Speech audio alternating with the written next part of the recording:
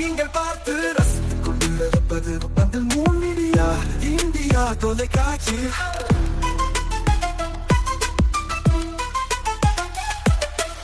நீங்கள் பார்த்து ரசித்துக் கொண்டிருப்பது உங்கள் மீடியா இந்தியா தொலைக்காட்சி. நீங்கள் பார்த்து ரசித்துக் கொண்டிருப்பது உங்கள் மீடியா இந்தியா தொலைக்காட்சி. நீங்கள் பார்த்து ரசித்துக் கொண்டிருப்பது உங்கள் மீடியா இந்தியா தொலைக்காட்சி. நாளும் ஒரு திருக்குறள். அறத்துப்பால். விருந்தோம்பல்.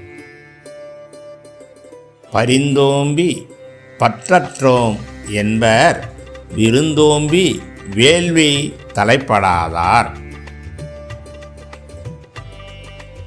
விளக்கம்.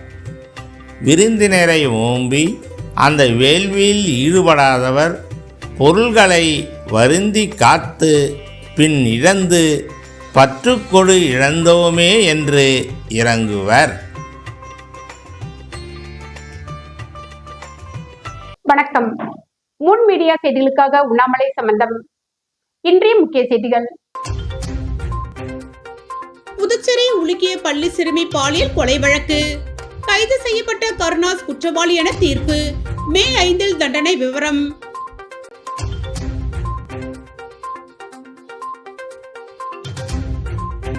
மே தினம் உழைப்பாளர்களுக்கு தலைவர்கள் வாழ்த்து.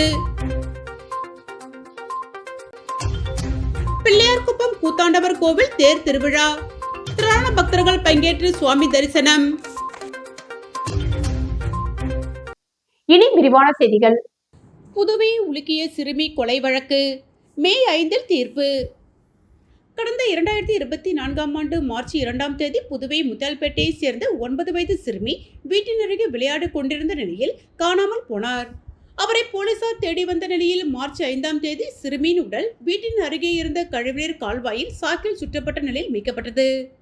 போலீசார் நடத்திய விசாரணையில் அதே பகுதியை சேர்ந்த கருணாஸ் வயது 20 கஞ்சா போதையில் சிறுமியை பாலியல் வன்கொடுமை செய்து கொலை செய்ததும் அதற்கு உடந்தையாக விவேகானந்தன் வயது 56 இருந்ததும் தெரியவந்தது. இந்த சம்பவம் புதுவை மட்டுமின்றி நாடு முழுவதும் பேரதிர்ச்சி ஏற்படுத்தியது. சிறுமியின் மரணத்திற்கு நீதி கேட்டு பலகட்ட போராட்டங்கள் நடைபெற்றது. சிறுமியின் இறுதி ஊர்வலத்தில் ஆயிரக்கணக்கானோர் பங்கேற்றனர். வழக்கை விசாரித்த போலீசார் கருணாஸ் விவேகானந்தன் ஆகியோரை கைது செய்தனர். வழக்கு விசாரணை தொடங்கிய போது காலாப்பட்டு சிறையில் விவேகானந்தன் கழிவறையில் தூக்கு போட்டு தற்கொலை செய்து கொண்டார். கருணாஸ் மத்திய சிறையில் அடைக்கப்பட்டிருந்தார். இவ்வழக்கு புதுவை போக்சோ விரைவு நீதிமன்றத்தில் நடைபெற்று வந்தது. வழக்கில் மருத்துவ சான்றுகள், தடயவியல் சான்றுகள் உட்பட 37 வகையான சான்றுகள், 81 ஆவணங்கள் சமர்ப்பிக்கப்பட்டது. 54 சாட்சிகளிடம் விசாரணை நடத்தப்பட்டது. விவேகானந்தன் தற்கொலை செய்ததால் அவர் மீதான குற்றச்சாட்டுகள் ரத்து செய்யப்பட்டன. விவேகானந்தனின் தனிமையான வீட்டுக்கு சிறுமியை கருணாஸ் அழைத்துச் சென்றது, பாலியல் வன்கொடுமை செய்தது, கழுத்தை நெரித்து கொலை செய்தது, உடலை சாக்கில் சுற்றி கழிவுநீர் வாய்க்காலில் வீசியது என கருணாஸ் மீது குற்றங்கள் குறித்து அரசு தரப்பில் ஆதாரங்களுடன் வாதம் முன்வைக்கப்பட்டது. சிறுமியின் மரணத்திற்கு நீதி கேட்டு பலகட்ட போராட்டங்கள் நடைபெற்றது. சிறுமியின் இறுதி ஊர்வலத்தில் ஆயிரக்கணக்கானோர் பங்கேற்றனர். வழக்கை விசாரித்த போலீசார் கருணாஸ் விவேகானந்தன் ஆகியோரை கைது செய்தனர். வழக்கில் ஆஜரான அரசு தரப்பு சிறப்பு வக்கீல் பச்சையப்பன் 48 பக்கங்கள் கொண்ட தனது எழுத்துப்பூர்வ வாதத்தை முன்வைத்தார். அதில் குற்றவாளிக்கு உள்ள தொடர்பு, கடுமையான சூழ்நிலைகளை பட்டியலிட்டார். சிறுமி இறக்க முன்பு கொடூரமான முறையில் சித்திரவதை செய்யப்பட்டுள்ளார். குற்றவாளியின் சீர்கெட்ட இரக்கமற்ற இயல்பே குற்றத்துக்கான காரணம். குற்றத்தின் தன்மை மிக கடுமையானது. ஒட்டுமொத்த சமூகத்தின் கூட்டு மனசாட்சி இச்சம்பவம் உலுக்கியுள்ளது. இந்த வழக்கின் உண்மைகள், சூழ்நிலைகள் குற்றம் சாட்டப்பட்டவரின் குற்றத்தை நிலைநாட்டியுள்ளன. பிரேத பரிசோதனை அறிக்கை குற்றம் சாட்டப்பட்டவரின் மிருகத்தரமான நடத்தை உறுதிப்படுத்தியுள்ளது. இந்த வழக்கு அரிதிலும் அரிதான குற்றங்களின் வரம்பில் வருகிறது. எனவே நீதிமன்றம் குற்றம் சாட்டப்பட்டவரை கடுமையாக தண்டித்து உச்சபட்சமாக மரண தண்டனை விதிக்க வேண்டும் என அவர் வாதிட்டார். பாதிக்கப்பட்ட குடும்பத்தின் சார்பில் ஆஜரான வக்கீல் பிரவீன் இதே கருத்தை வலியுறுத்தினார். இந்நிலையில் இந்த வழக்கு இன்று மீண்டும் விசாரணைக்கு வந்தது. வழக்கை விசாரித்த போக்சோ விரைவு நீதிமன்ற நீதிபதி சுமதி சட்டப்பிரிவு 366 பாலியல் குற்றத்திற்காக குழந்தையை கடத்தல், 342 சட்ட விரோதமாக அடைத்து வைத்தல், 302 கொலை, 201 தடயங்களை அழித்தல், போக்சோ பிரிவு 6 கீழ் கருணாஸ் குற்றவாளி என உறுதி செய்யப்படுகிறது என அறிவித்தார். இதனைத் தொடர்ந்து வழக்கில் மே 5 வாதி பிரதிவாதியின் இறுதிவாதம் நடக்கிறது. அதன் பின்னர் தீர்ப்பு விவரம் அறிவிக்கப்பட உள்ளது. வழக்கு விசாரணை ஒட்டி புதுவை நீதிமன்ற வளாகத்தில் பலத்த போலீஸ் பாதுகாப்பு போடப்பட்டிருந்தது. பெண் கமாண்டோக்கள் போலீசார் பாதுகாப்பு பணியில் ஈடுபட்டிருந்தனர். புதுச்சேரி ஆளுநர் கைலாஷ்நாதன் விடுத்துள்ள மே தின வாழ்த்து செய்தி. உழைக்கும் மக்கள் அனைவருக்கும் என்னுடைய மனமார்ந்த மே தின நல்வாழ்த்துக்களை தெரிவித்துக் கொள்வதில் மகிழ்ச்சி அடைகிறேன். உலகம் எங்குமுள்ள உழைக்கும் மக்களின் பெருமையை, தியாகத்தை பறைசாற்றி அவர்களுடைய உரிமைகளை நிலைநாட்டுவதை இந்த உழைப்பாளர் தினம் முன்னிறுத்துகிறது. உழைப்பாளர்கள் ஒரு நாட்டின் முதுகெலும்பு போன்றவர்கள், பொருளாதார முன்னேற்றத்தின் அச்சாணியாக இருப்பவர்கள். அவர்களுடைய நலனை, வாழ்வை, வாழ்வாதாரத்தை பாதுகாப்பதில் நம் ஒவ்வொருடைய பங்களிப்பும் இருக்க வேண்டும் என்பதை இந்த நாள் உணர்த்துகிறது. உழைக்கும் மக்கள் அனைவரும் எல்லா வளமும் நலமும் பெற்று நல்வாழ்வு எட்ட மனதார வாழ்த்துகிறேன். இவ்வாறு அதில் கூறியுள்ளார். முதல்வர் ரங்கசாமி விடுத்துள்ள மே தின வாழ்த்து செய்தியில், உழைப்பை மூலதனமாக கொண்டு உலகை உயர்த்துபவர்கள் உழைப்பாளர்கள். உலகின் முன்னேற்றம் முழுவதும் உழைப்பை சார்ந்துள்ளது. உழைப்பு இல்லாமல் எந்த உற்பத்தியும் இல்லை, எந்த முன்னேற்றமும் சாத்தியமில்லை. அத்தகைய உழைப்பின் பெருமையையும் உழைப்பாளர்களின் உரிமைகளையும் உலகிற்கு உணர்த்திய பெருமைக்குரிய தினமே மே தினம் என்று போற்றக்கூடிய உழைப்பாளர் தினமாகும். ஒவ்வொரு பணியும் அது சிறியதாக இருந்தாலும் முக்கியத்துவம் வாய்ந்தது. அது மரியாதைக்கும் அங்கீகாரத்திற்கும் உரியது என்பதை இந்த தினம் நமக்கு நினைவூட்டுகிறது. நம் பணியைப் போலவே சக பணியாளர்களின் உழைப்பையும் மதித்து பாராட்டுவது நமது பொறுப்பாக இருக்க வேண்டும். அது அனைவருக்கும் மரியாதையும் கண்ணியமான பணி சூழலையும் உருவாக்க உதவும். உழைப்பின் மதிப்பை பறைசாற்றும் இந்த உழைப்பாளர் தினத்தில் அனைவருக்கும் எனது இனிய உழைப்பாளர் தின நல்வாழ்த்துக்களை தெரிவித்துக் கொள்கிறேன். இவ்வாறு அவர் கூறியுள்ளார். புதுச்சேரி மாநில காங்கிரஸ் தலைவர் வைத்திலிங்கம் விடுத்துள்ள மே தின வாழ்த்து. தொழிலாளர்களின் உழைப்பு, அர்ப்பணிப்பு மற்றும் தியாகத்தை போற்றி நினைவு கூறும் வகையில் ஆண்டுதோறும் மே 1ஆம் தேதி தொழிலாளர் தினமாக கொண்டாடப்படுகிறது. அந்த வகையில் இந்த ஆண்டிற்கான மே தினத்தை முன்னிட்டு புதுச்சேரி யூனியன் பிரதேச தொழிலாளர்கள் அனைவருக்கும் இனிய தொழிலாளர் தின வாழ்த்துக்களை தெரிவித்துக் கொள்கிறேன். செய்யும் தொழிலை தெய்வமென நினைத்து உழைக்கும் புதுச்சேரி உள்ள அனைத்து தொழிலாளர்களுக்கும் உழைப்புக்கு ஏற்ற ஊதியத்தை விரைவில் அமைய உள்ள காங்கிரஸ் தலைமையிலான ஆட்சியில் கிடைக்க செய்வோம் என்று உறுதியளிக்கிறேன்.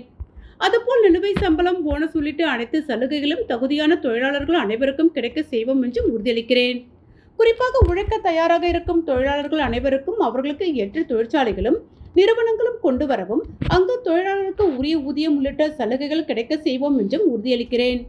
செய்யும் தொழிலில் திறமையை வளர்த்து தொழிலை நவீனமாகவும் சிறப்பாகவும் செய்து வாழ்க்கையில் மேலும் உயர தொழிலாளர்கள் அனைவருக்கும் மீண்டும் ஒருமுறை தொழிலாளர் தின வாழ்த்துக்களை தெரிவித்து மகிழ்கிறேன்.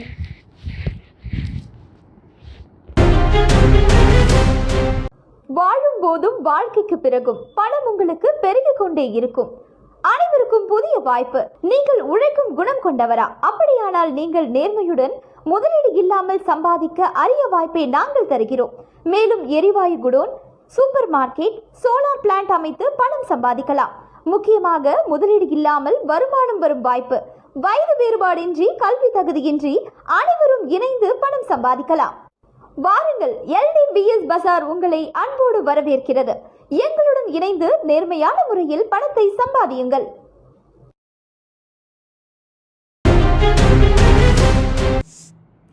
பிள்ளையார்குப்பம் அருள்மிகு ஸ்ரீ கூத்தாண்டவர் கோவில் தேர் திருவிழாவில் திரளான பக்தர்கள் பங்கேற்று சுவாமி தரிசனம் செய்தனர். புதுச்சேரி மாநிலத்தில் மிகவும் பிரசித்தி பெற்ற பரிகார ஸ்தலமாக விளங்கும் பிள்ளையார்குப்பம் அருள்மிகு ஸ்ரீ கூத்தாண்டவர் திருக்கோவிலில் தேர் திருவிழா வெகு சிறப்பான முறையில் நடைபெற்றது. முன்னதாக அருள்மிகு ஸ்ரீ கூத்தாண்டவர் சுவாமி திருக்கோவில் திருவிழாவினை முன்னிட்டு செட்டியார் மரபினர் கொடியேற்றம் மற்றும் கிராம மக்கள் கொடியேற்றும் நிகழ்ச்சி, காப்பு கட்டுதல் நிகழ்ச்சி நடைபெற்றது. மேலும் முக்கிய நிகழ்வாக நேற்று திருக்கல்யாணமும் இன்று தேர் திருவிழாவும் வெகு சிறப்பான முறையில் நடைபெற்றது. தேர் திருவிழாவில் துணை மாவட்ட ஆட்சியர் குமரன், தாசில்தார் சந்தோஷ்குமார் ஆகியோர் கலந்து கொண்டு தேர் வடம் பிடித்து இழுத்து தேரோட்டத்தினை தொடங்கி வைத்தனர். இந்நிகழ்ச்சியில் ஊர் பெரியோர்கள், முக்கியஸ்தர்கள் உட்பட பக்தர்கள் திரளாக கலந்து கொண்டு சுவாமி தரிசனம் செய்தனர். தொடர்ந்து ஆலயம் சார்பாக விழாவில் கலந்து கொண்ட பக்தர்களுக்கு அன்னதானம் வழங்கப்பட்டது. இவ்விழாவில் புதுச்சேரி, தமிழகம் மற்றும் பல்வேறு மாநிலங்களில் இருந்து ஆயிரக்கணக்கான திருநங்கைகள் மற்றும் பொதுமக்கள் கலந்து கொண்டு சாமி தரிசனம் செய்தனர். நிகழ்ச்சிக்கான ஏற்பாட்டினை கோவில் நிர்வாக அதிகாரி, பிள்ளையார்குப்பம் கிராம பொதுமக்கள் மற்றும் இளைஞர்கள் வெகு சிறப்பான முறையில் செய்திருந்தனர். தமிழ் படைப்புகள் உலகளவில் மொழிபெயர்க்கப்பட வேண்டும். பாரதிதாசன் அறக்கட்டளை விழாவில் கோபாரதி பேச்சு. விடுதலை, தமிழ்மொழி, இனம், ஒற்றுமை, சாதி மறுப்பு, பகுத்தறிவு, கல்வி, பெண்ணுரிமை இவற்றுக்காக பல படைப்புகளை தந்து அயராத தொண்டுகள் செய்து உலக மக்கள் மனதில் நீங்கா இடம்பெற்றவர் புரட்சி கவிஞர் பாவேந்தர் பாரதிதாசன். 136வது பிறந்தநாளை முன்னிட்டு பாரதிதாசன் அறக்கட்டளை சார்பில் பாவேந்தர் பெருவிழா புதுவை தமிழ்ச்சங்கத்தில் நடைபெற்றது. விழாவிற்கு அறக்கட்டளை தலைவரும் பாரதிதாசனின் பெயரனுமான தமிழறிஞர் கோ பாரதி தலைமை தாங்கினார். அப்பொழுது அவர் பாவேந்தர் பாரதிதாசனின் படைப்புகள் உலக மொழிகள் சிலவற்றில் மொழிபெயர்க்கப்பட்டுள்ளன. அவர் எழுதிய ஆண் குழந்தை தாலாட்டு என்ற பாடலை பேராசிரியர் ஜாகிர் ஹுசேன் அரபு மொழியில் மொழிபெயர்த்து அதை காணொலியாகவும் வெளியிட்டுள்ளார் என்பது பாராட்டுக்குரியது. தமிழில் வெளியான மிக சிறந்த படைப்புகள் உலக மொழிகளில் மொழிபெயர்க்கப்பட வேண்டும் என்று அவர் வலியுறுத்தினார். விழாவில் செயலர் வள்ளி, லட்சுமி தேவி, கலைமாமணிகள் நமச்சிவாயம், மாணிக்கம், மதுரை கலியபெருமாள், கலைச்சுரர் பாரதி, ராஜா ஸ்ரீ மகேஷ், தேவி, ராஜாராம், சுசிலா, கௌசல்யா, பிரேம்ராஜ் உள்ளிட்டோர் முன்னிலை வகித்தனர். பேராசிரியர் ஜாகிர் ஹுசேன் அரபு மொழியில் மொழிபெயர்த்து பாரதிதாசன் எழுதிய ஆண் குழந்தை தாலாட்டு பாடலின் காணொலியை புதுவை தமிழ்ச்சங்க தலைவர் முனைவர் வி. முத்து வெளியிட்டு பாராட்டி பேசினார். அரங்கில் காணொலி திரையிடப்பட்டது. பாரதிதாசன் அரசு மகளிர் கல்லூரி முன்னாள் ஆங்கில பேராசிரியர் மஜித் ரசியா காணொலியை பெற்றுக்கொண்டு வாழ்த்தினார். பாரதிதாசன் அறக்கட்டளை மகளிர் மன்றத்தை தொழில் முனைவர் வசந்தி வேணுகோபால் திறந்து வைத்தார். பேராசிரியர் அசோகன் உலகம் போற்றும் கவிஞர் பாரதிதாசன் என்ற தலைப்பில் உரையாற்றினார். பிரெஞ்சு தமிழர் சங்கத் தலைவர் மதாம் திரு வாழ்த்துரை ஆற்றினார். பத்மஸ்ரீ விருது பெற்ற தவில் இசைக்கலைஞர் தட்சிணாமூர்த்தி குழுவினரின் இசை நிகழ்ச்சி நடைபெற்றது. அவரின் இசைப்பணிகளை பாராட்டி சான்றிதழ் வழங்கினார். முன்னதாக செந்தமிழ் புரட்சி கவி என்ற தலைப்பில் நடைபெற்ற கவியரங்கத்தில் தமிழ்நாடு புதுச்சேரியை சேர்ந்த 50 கவிஞர்கள் கலந்து கொண்ட கவிதை வாசித்தனர். ரமேஷ் பைரவி, மதன், பொய்யாது ஏகாம்பரம் கவியரங்க ஒருங்கிணைப்பு பணியாற்றினர். புதுவை தமிழ்ச்சங்க ஆட்சி குழுவினர் சிறப்பு அழைப்பாளர்களாக விழாவில் கலந்து கொண்டனர். முன்னதாக வேல்விழி சிவக்கொழுந்து வரவேற்று பேசினார். சரஸ்வதி வைத்தியநாதன் தொகுப்புரை ஆற்றினார். பத்மநாபன் நன்றி தெரிவித்தார்.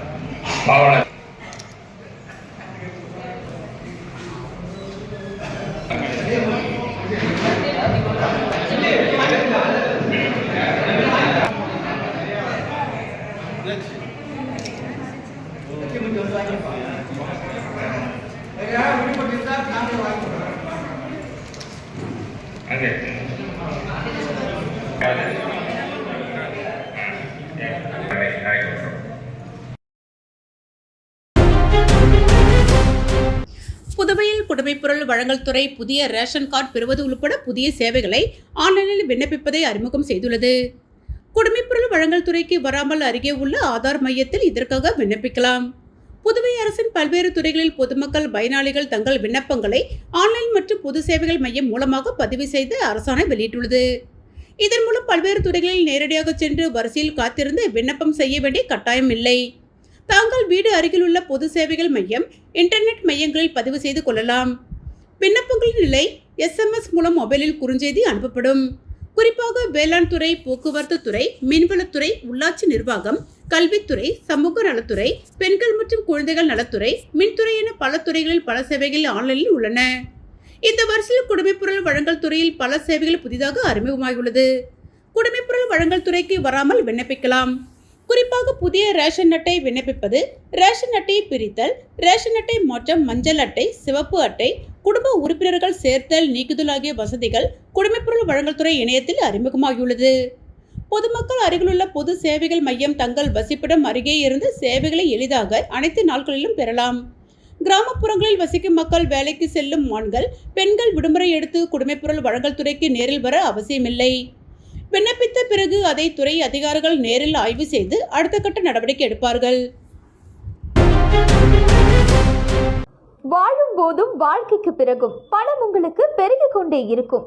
அனைவருக்கும் புதிய வாய்ப்பு. நீங்கள் உழைக்கும் குணம் கொண்டவரா? அப்படியானால் நீங்கள் நேர்மையுடன் முதலீடு இல்லாமல் சம்பாதிக்க அரிய வாய்ப்பை நாங்கள் தருகிறோம். மேலும் எரிவாயு godown, super market, solar plant அமைத்து பணம் சம்பாதிக்கலாம். முக்கியமாக முதலீடு இல்லாமல் வருமானம் வரும் வாய்ப்பு. வயது வேறுபாடின்றி, கல்வி தகுதியின்றி அனைவரும் இணைந்து பணம் சம்பாதிக்கலாம். வாருங்கள், LDBS பஜார் உங்களை அன்போடு வரவேற்கிறது. எங்களுடன் இணைந்து நேர்மையான முறையில் பணத்தை சம்பாதியுங்கள்.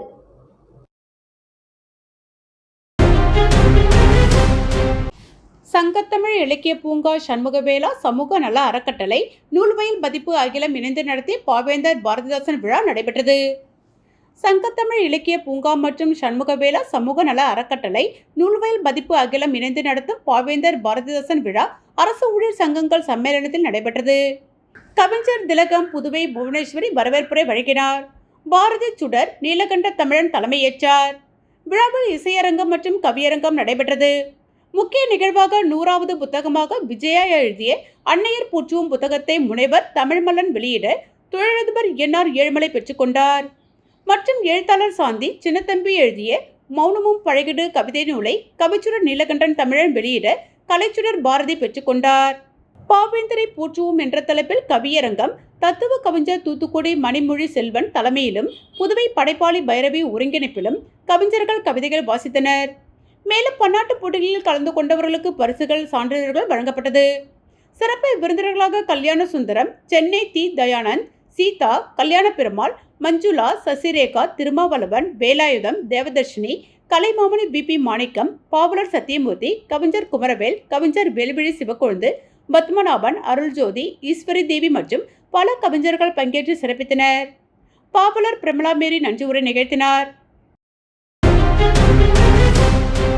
படகு போக்குவரத்து மூலம் சுற்றுலா தொழில் புரியும் புதுச்சேரி மாநில மீனவர்களின் தொழில் வாழ்வாதாரத்தை அழிக்கும் நோக்கத்தில் புதுச்சேரி மாநில ஒரு சில உயர் அதிகாரிகளின் செயல்பாடு இருப்பதாக அதிமுக மாநில செயலாளர் அன்பழகன் தெரிவித்துள்ளார்.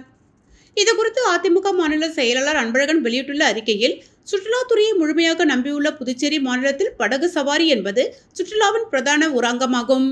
இந்த படகு சவாரிக்காக அண்டை மாநிலங்களான கேரளா, கர்நாடகா, தமிழ்நாடு, ஆந்திரா, தெலுங்கானா உள்ளிட்ட பல்வேறு மாநிலங்களில் இருந்து சுற்றுலா பயணிகள் படகு சவாரிகள் செய்வதில் மிகுந்த ஆர்வம் காட்டுவார்கள். இந்த தொழில் புரியும் அனைத்து தரப்பு சுற்றுலா படகோட்டிகள் பாதுகாப்பாகவும் உதவிகரமாகவும் இருக்க வேண்டிய புதுச்சேரி மாநிலத்தின் சம்பந்தப்பட்ட சில உயர் அதிகாரிகள் இந்த தொழிலை நசுக்கும் நோக்கத்தில் திட்டமிட்டு சதி செய்வது தெளிவாக தெரிகிறது. அரசின் அனுமதி பெற்று எந்த தொழில் புரிந்தாலும் அந்த தொழில் புரிய அனுமதி அதற்கான உரிமம் புதுப்பித்தல் என்பது 10-15 தினங்களுக்குள் அனுமதி புதுப்பிக்கப்படும்.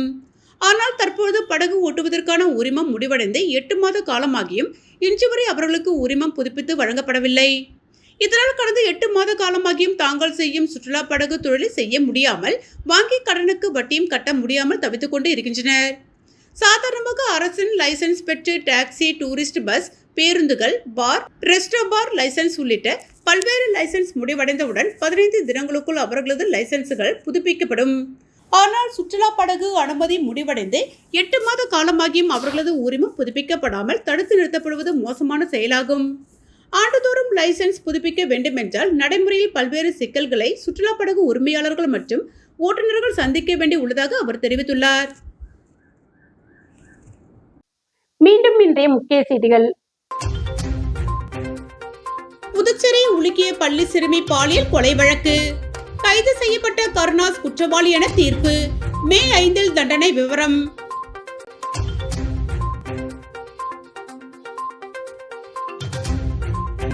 மே தினம் உழைப்பாளர்களுக்கு தலைவர்கள் வாழ்த்து.